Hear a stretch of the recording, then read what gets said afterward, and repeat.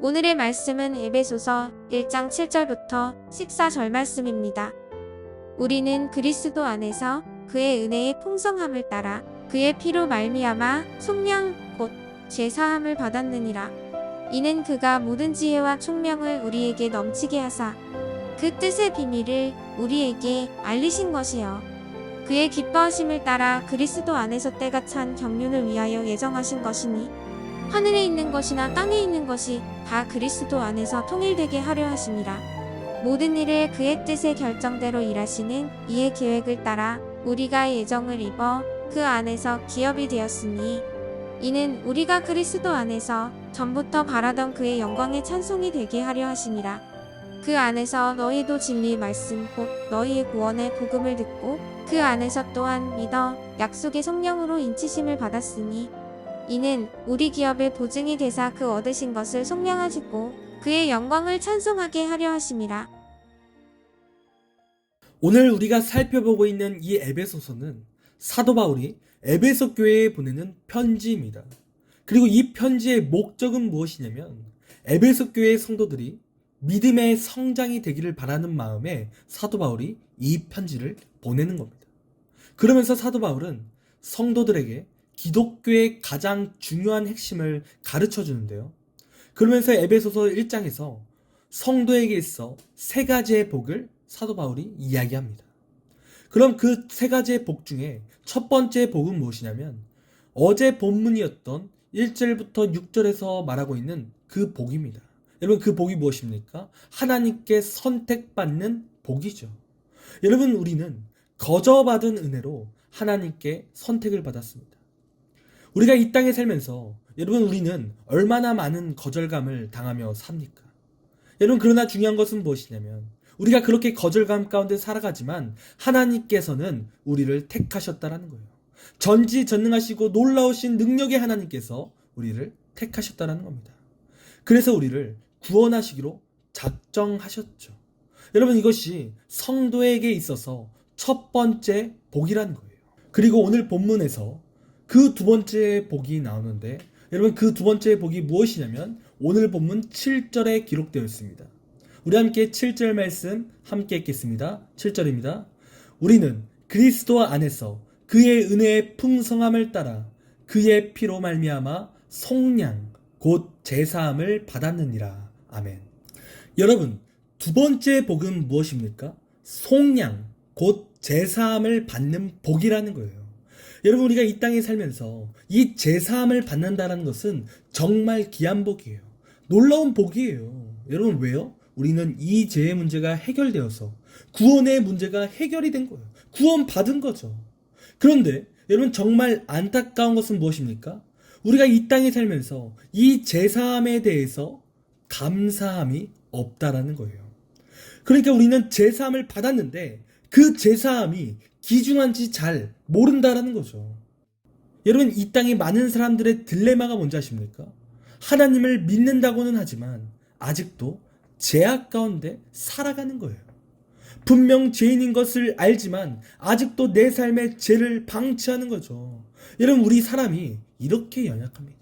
여러분, 우리 사람이 이렇게 연약한 존재예요. 그래서 이렇게 연약한 우리가 해야 될 것은 무엇이냐면 은혜를 구해야 돼요. 하나님의 은혜를 간절히 붙잡는 거죠. 그래서 9절 말씀을 보면 이렇게 기록하는데요. 9절 말씀 함께 읽겠습니다. 그 뜻의 비밀을 우리에게 알리신 것이요 그의 기뻐하심을 따라 그리스도 안에서 때가 찬 경륜을 위하여 예정하신 것이니. 여러분, 9절에 뭐라고 하고 있습니까? 그리스도 안에서 때가 찬 경륜, 즉 구원하시는 뜻을 가지고 계신 그 비밀을 알려주셨다라는 거예요. 여러분, 한마디로 우리가 예수 안에서 구원받는다라는 거예요. 여러분, 우리 사람이라는 존재는 앞서 말씀드린 대로 너무나 연약합니다. 우리는 우리의 힘으로 죄의 문제를 해결할 수 없어요. 그래서 언제나 사람을 보면 답이 안 나옵니다. 답이 없는 거예요. 그러나 예수 그리스도를 바라보면 우리의 인생에는 답이 있어요. 여러분, 왜요? 하나님께서 우리를 택하시고 또한 예수 그리스도를 통해 우리를 속량, 즉 제사함의 복을 주셨기 때문이에요. 그러므로 우리는 나를 바라보는 것이 아니라 예수 그리스도를 바라봐야 되는 거예요. 여러분, 만약에 내 삶이 예수 그리스도를 안 바라보고 나를 바라보면 우리의 삶에 어떠한 모습이 나타나는지 아십니까? 우리의 연약함을 인정하지 않아요. 날마다 내가 잘났음을 고백하는 거죠. 나는 죄인이 아니다 라는 거예요. 여러분, 한마디로 예수 그리스도가 아닌 나를 바라보면 하나님께서 속량하시는 법, 이 제사함의 감사가 없어지는 거예요. 왜요? 나 자신은 죄인이 아니라고 날마다 그렇게 고백하기 때문에 그래요. 여러분, 그런데 사실 사람이 자신의 죄를 인정하는 것은요, 사실 쉽지 않습니다. 여러분, 강력범죄를 저지른 대다수의 사람들이 어떠한 고백을 하는지 아십니까? 나는 죄인이 아니다, 이렇게 말해요. 분명 강력범죄를 저지르고 그렇게 잡혔는데 내 잘못이 아니다 라고 말한다라는 거예요. 여러분, 그만큼 사람은 자신의 죄를 인정하지 못해요. 나 자신의 연약함을 못 구한다는 거죠. 여러분, 그래서 여러분, 오늘 서두에 사람들이 제사함의 복을 받는다는 것에 감사함을 못 느낀다고 했을 때 그 이유가 여기에 있는 거예요. 나 자신은 연약하지 않아, 죄인이 아니야 라는 의식이 남아있기 때문에 아직도 그 속량이, 그 제사함이 감사함으로 또한 복으로 느껴지지 않는 거예요. 여러분, 그러나 우리 예수 그리스도를 믿는 우리는 오늘 이 말씀이 감사함으로 또한 복으로 믿어져야 될 줄 믿습니다. 여러분, 왜입니까? 여러분, 제사함은 참 복이기 때문에 그래요. 여러분, 어제 말씀에도 말씀드렸듯이 이 땅의 모든 사람들이 죄인입니다. 그리고 사람은 그 죄의 문제를 해결할 수 없어요. 그런데 우리 주님께서 우리를 택하시고 우리를 속량하셨다라는 것을 말씀하신다라는 거죠. 그리고 우리가 구원받았다라는 거예요. 그러니까 아주 놀라운 은혜와 복을 우리가 받은 거죠.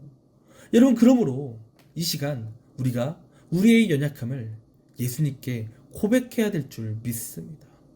우리의 죄악을 우리 예수 그리스도께 내려놔야 되는 거예요.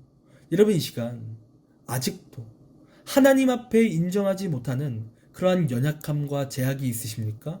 이 시간 그러한 연약함과 제약이 있다면 이 시간 하나님 앞에 내어놓기를 간절히 원합니다. 우리가 그렇게 하나님 앞에 내어놓을 때 우리의 연약함을 하나님께서 동정하시고 또 우리를 정결케 하사 하나님의 참 백성으로, 하나님의 참 구원으로 우리를 이끌어 가실 것입니다. 그러니 이 시간 하나님 앞에 나의 죄악을 고백하는 우리의 삶이 되기를 간절히 원합니다.